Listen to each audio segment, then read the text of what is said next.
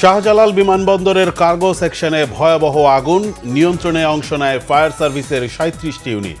সঙ্গে যোগ দেন civil aviation, BGB, সেনা, নৌ ও বিমান বাহিনীর সদস্যরাও। ফ্লাইট চলাচল সাময়িক স্থগিত। বিএনপির ভারপ্রাপ্ত চেয়ারম্যান তারেক রহমান বলেছেন, প্রতিটি সাধারণ মানুষের প্রতি যাতে সাহায্যের হাত বাড়িয়ে দিতে পারেন, রাজনীতিকে এমনভাবে গড়ে তুলতে চান তিনি।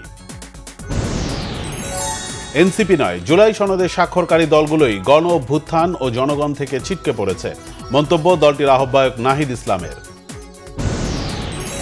জুলাই সনদ স্বাক্ষর অনুষ্ঠানের আগে জাতীয় সংসদ ভবন এলাকায় সুযোগ বুঝে বিশৃঙ্খলা ঘটিয়েছে পতিত ফ্যাসিস্টের সহযোগীরা, বলেছেন বিএনপির স্থায়ী কমিটির সদস্য সালাউদ্দিন আহমেদ।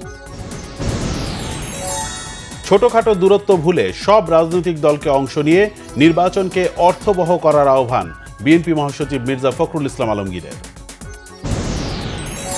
জুলাই সনদ স্বাক্ষরকে বাংলাদেশের রাজনৈতিক ঐক্য ও সংস্কারের পথে বড় ধরনের অগ্রগতি বলেছেন বাংলাদেশে ইইউ রাষ্ট্রদূত মাইকেল মিলার। সরকার ও জামাতের ছায়া থেকে বের হতে জুলাই সনদ সই করেনি এনসিপি, অভিমত বিশ্লেষকদের। বাংলাদেশের অর্থনীতিকে গণতন্ত্রায়নের বিকল্প নেই, বলেছেন বিএনপির স্থায়ী কমিটির সদস্য আমির খসরু মাহমুদ চৌধুরী।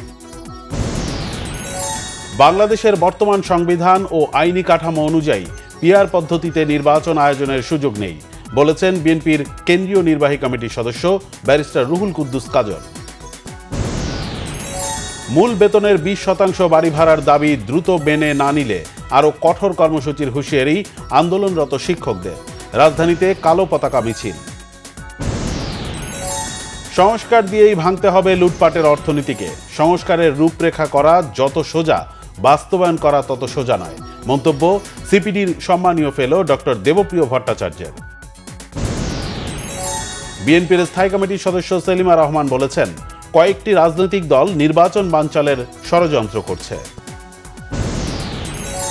চট্টগ্রাম কক্সবাজার মহাসড়কের লোহাগড়ায় সড়ক দুর্ঘটনায় ২ মোটরসাইকেল আরোহী নিহত। খুলনার খালিশপুর গোয়ালখালীতে বেলে পুকুরে গোসল করতে গিয়ে পানিতে ডুবে ২ শিশুর মৃত্যু।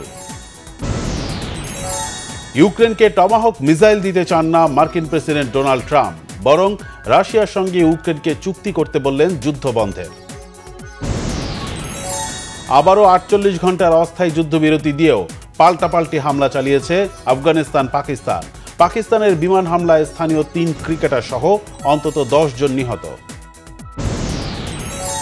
পাকিস্তানের হামলায় ৩ ক্রিকেটারের মর্মান্তিক মৃত্যুতে ক্ষুব্ধ আফগান ক্রিকেট বোর্ড নাম প্রত্যাহার করেছে নভেম্বরে পাকিস্তানের ৩ জাতীয় টুর্নামেন্ট থেকে।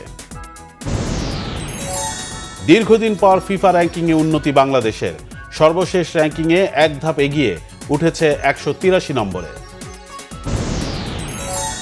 দর্শক মাতাতে ফের ঢাকায় আসছে পাকিস্তানের জনপ্রিয় ব্যান্ড দল জাল। শুক্রবার ফেসবুকে এ ঘোষণা দেন ব্যান্ডের অন্যতম সদস্য ও ভোকালিস্ট গওহর মমতাজ।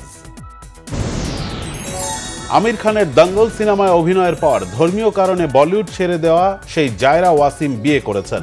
সামাজিক যোগাযোগ মাধ্যমে বিয়ের মুহূর্তের 2টি ছবি পোস্ট করে ভক্তদের সুখবরটি জানিয়েছেন নিজেই।